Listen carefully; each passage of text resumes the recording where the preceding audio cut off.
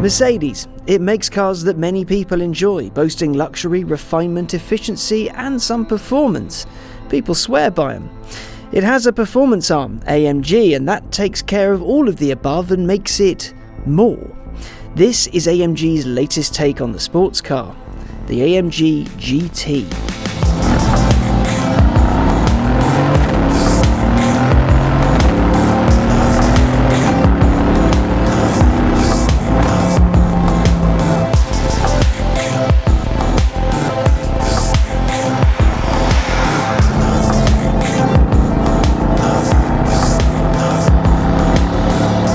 The SLS was always going to be a tough act to follow. It had noise, power and presence. It was the kind of thing people really liked.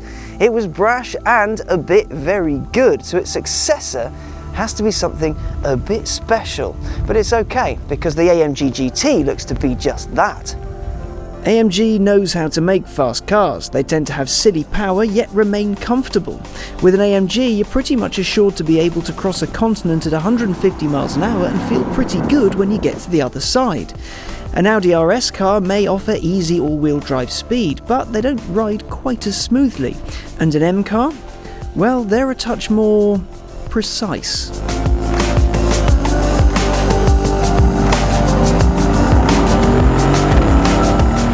So each of the big three has its own take on crazy speed, and that's great. Choice is always a good thing. But the AMG GT isn't your typical AMG. Because yes, it will do all the AMG madness, you feel like you're clinging on for dear life, but it'll also do the easy speed that you get in an RS, and if you want it to be a scalpel, then it will be. Which makes it a sort of jack of all trades, but it's not just Audi and BMW that should be worried. Porsche should as well. When you look at the AMG GTS's power figures, you can see why. Its 4-litre twin-turbo V8 produces 503 brake horsepower and 479 pound-foot. 0 to 62 happens in 3.8 seconds, and its top speed is only 7 shy of 200 miles an hour. It's a serious car. The nearest 911 to that when it comes to power is the turbo, which may have a whole 10 more horses to play with. It's also a touch heavier and all-wheel drive only, which for some doesn't quite hit the mark. Now, this being the GTS, it would be remiss of me if I didn't mention its little brother, the GT. It's got the same engine, but it puts out a little bit less power, 456 brake horsepower and 443 pound-foot. That makes it good for a 0 to 62 run in 4 seconds dead and a top speed of the fun side of 180 miles an hour. It's not a slow car at all.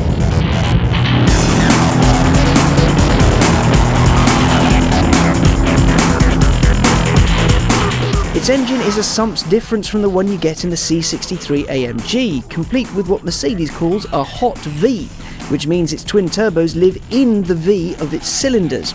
It keeps them warm and working more efficiently and makes sure the engine bay remains uncluttered.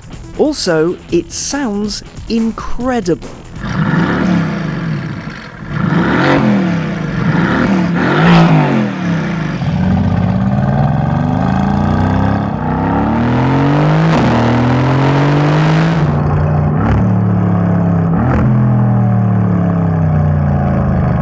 Noise aside, I want to talk about the look of the thing. Now, normally I'm a bit down on Mercedes design. There's something about it hasn't really resonated with me in the past, but this is something else.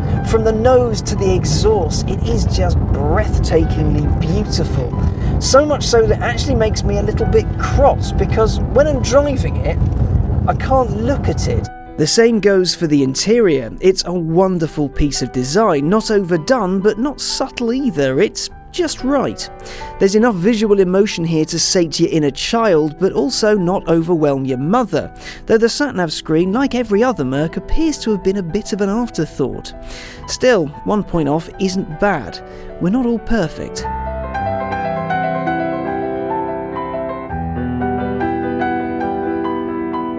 The AMG GTS has a jazzy engine, it's got the looks and it's got power to put just about every other German manufacturer in its place. So what's it like to drive?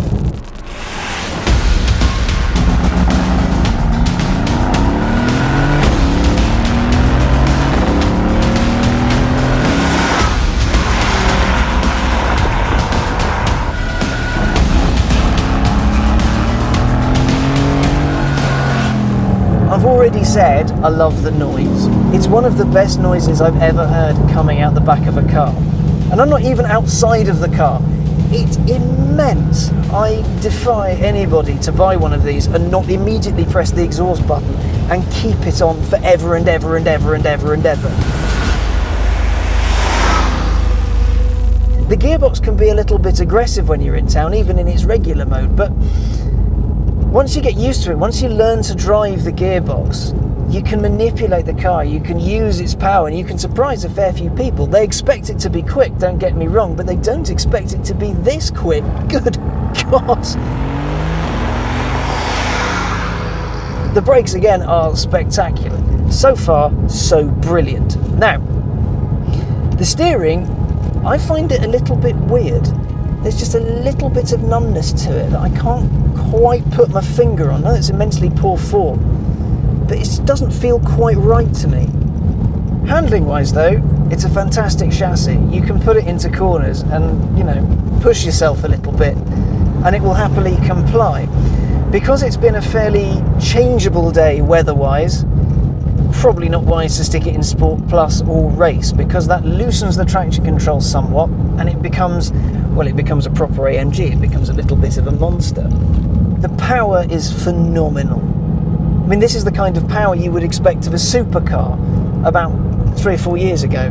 Now it's in a sports car, and not an expensive one in the grand scheme of things. Yes, this one is about 120 grand, but the quality in here is immense. All of the touch points are absolutely gorgeous. The cabin quality is beautiful, as I said earlier. There are a couple of little things. The rear view through the mirror and the rear window is minuscule. It's so tiny. The wing mirrors don't go in that far, so I have to kind of crane my neck out a bit because I'm little. And when you're nosing yourself out of a junction, because this thing is so incredibly long, you have to go out quite far, but the A-pillars, I find them quite intrusive, so I can't see particularly well. You have to kind of dodge round them. And I know they're there for safety purposes, but it does, again, take away from the experience a little. Now, one of the big questions with this is it better than a 911? And I just so happen to have been driving a 911 the other week. They're two very, very different beasts. The way this car feels and the way it makes me feel is special. People stop and stare at it. They look at it in the same way, with the same admiration they do an Aston Martin Vanquish, a car that's vastly more expensive than this. And here's the thing. A 911 has over 50 years of pedigree focused on it, creating the finest 911 that ever has been. Whereas this was made from the ground up by some wonderful chaps in a Falterback. The engine was overseen by one man. The interior feels just that little bit better. The noise it makes, it's so different from that howl you get from the 911's engine. It feels more substantial. I love a 911, it definitely has its place in the world. But if I was offered a choice between a 911 and this, for a night of fun, I'd probably go for this. This is more of an occasion, this car. It makes me feel like a grown-up that's got his first proper sports car. This car is all about the feelings it can offer you.